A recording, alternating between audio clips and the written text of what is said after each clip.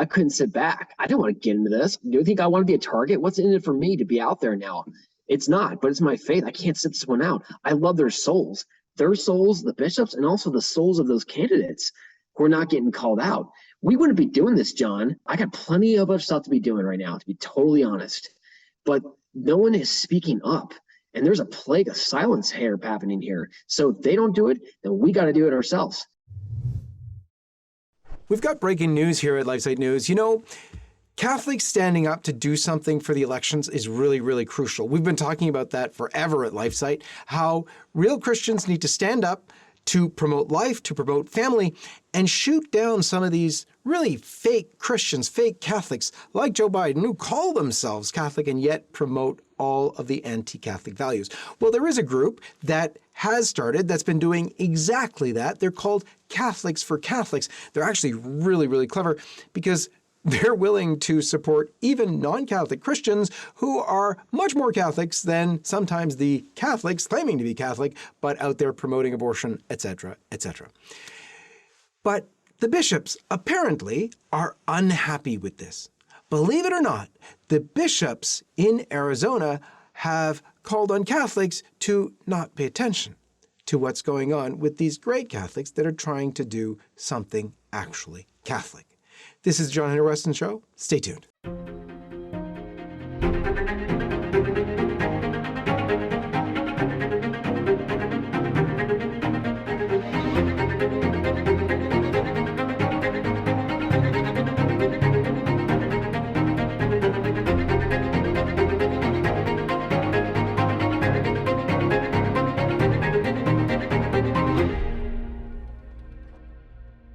I am so pleased to introduce you all to John Yep. He is a spokesman for Catholics for Catholics. This is an awesome group.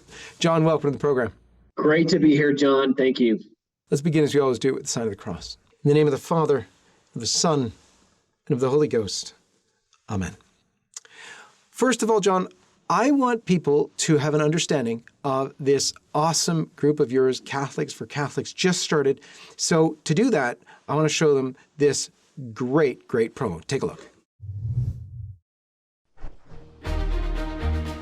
Catholics for Catholics had our inaugural event on October 13th in Phoenix, Arizona, battleground for so many issues that are facing our country right now. We were spearheaded by our keynote speaker, General Michael Flynn, a warrior in the cultural fight, and others. Father James Altman and Steve Bannon showed up, and a number of the candidates who we wanted to highlight and say, these guys may not be baptized Catholics, but yet their principles are much more in line with their Democrat counterparts who refer to themselves as Catholics stand for. What does it mean to be a Catholic? How can you just use that word? Because these particular politicians, they go against some fundamental tenets of our faith. You know, the right to life, euthanasia, their stance on the border, human trafficking. These aren't just like lower taxes, higher taxes issues. This country is going to be won or lost over the battle for ideas and definitions. There's been a total negation of some of the most basic concepts: man, a woman, a life, a child, a Catholic, not a Catholic, a citizen, an immigrant. There has been a plague of silence coming from the traditional forms of leadership in society, church leadership, some political figures, business organizations. They're not speaking up when they have to. There's something special happening today, and Catholics for Catholics is at the forefront, and we stand with our fellow patriots in the trenches, ready for this great awakening that's happening before our eyes in the greatest country ever known to man. John, tell us, I mean, you guys are sort of brand new, but you're already very slick. That was an awesome video. Tell us what you've done. Tell us a little bit more about that rally you just had and what you're doing. Honestly, John, this started this summer. A group of us here in Phoenix were just staring at the races and realized that the 5 most important races in the state, from governor, secretary of state, the Senate, and then 2 key congressional races, had the unique scenario where all 5 of the Democrats in some way, shape, or form refer to themselves as Catholic. Now, that hit us like a train. Like, you got to be kidding me. Our state's about to be ruled by 5 men and women who call themselves Catholic. They're not, because they go against such key issues. So we decided to create a group that would basically, I guess, say, like, the emperor has no clothes on, right? That what we all know to be true, that there are some politicians who's they may not be baptized Catholics, yet their policies are much more in sync with our Catholic faith, and therefore we need to get behind them.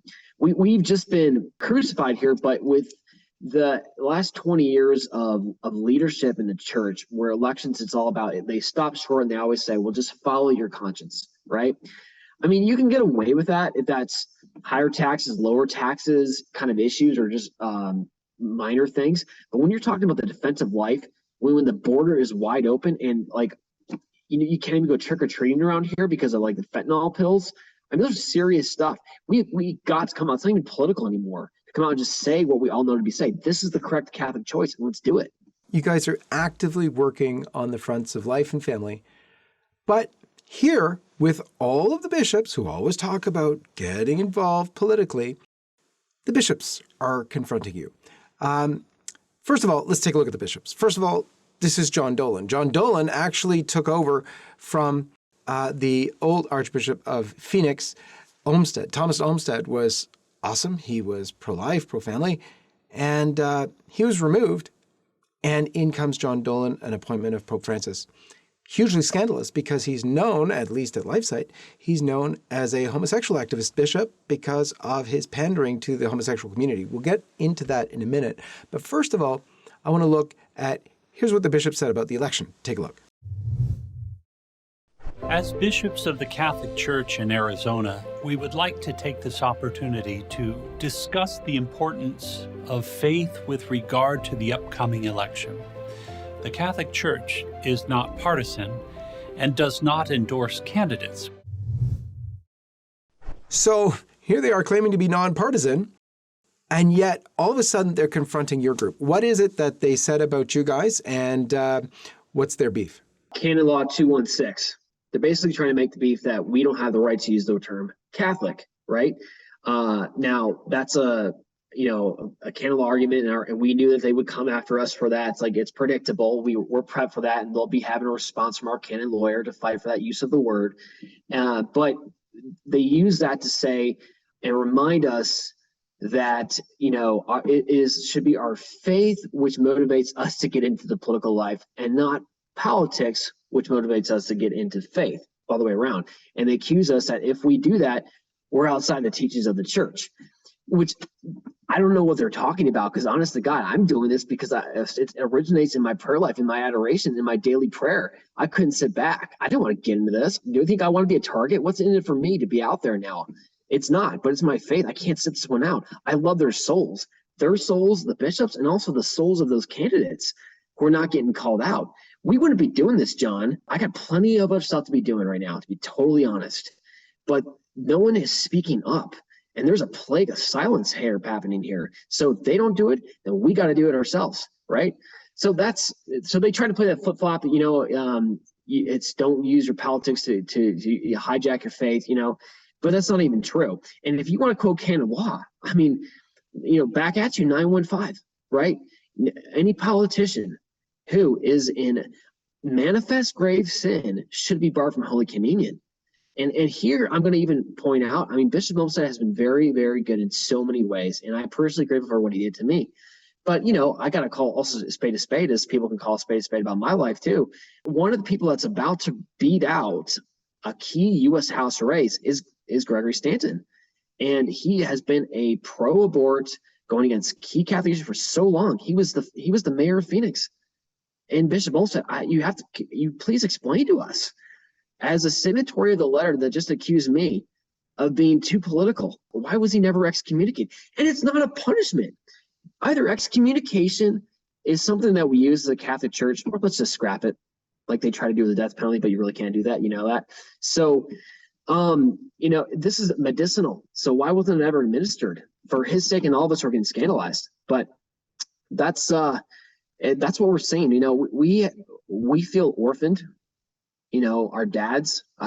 It struck me. People asked the moment you want to get involved in this election. I was not planning to. A lot of us weren't, but it was the moment Mark Kook had his house raided, and there was just silence, and it hit all of us. We all have families, and it's like, oh my gosh, you look over your shoulder. Who's going to come to my aid? I think Cardinal Mueller went there. Thanks be to God. But did any bishop speak up? Dad, where are you? Right? Just a quick note before we return. If you would like to stay up to date on LifeSite's coverage of the latest life, family, and culture news, subscribe to one of our many newsletters by going to lifesitenews.com/subscribe. And if you'd like to help us bring our truth-telling coverage to millions around the world, please consider making a one-time or monthly donation at give.lifesitenews.com. And now, back to the video. Bishop Strickland only, and also there was a bishop friend of Mark Houck who's known him for years, who spoke as well, especially for Mark's character. But that's basically all we got. The damage that was done there was massive. But here, the bishops are coming out in force with a public letter. Let's just show that letter on the screen for a second.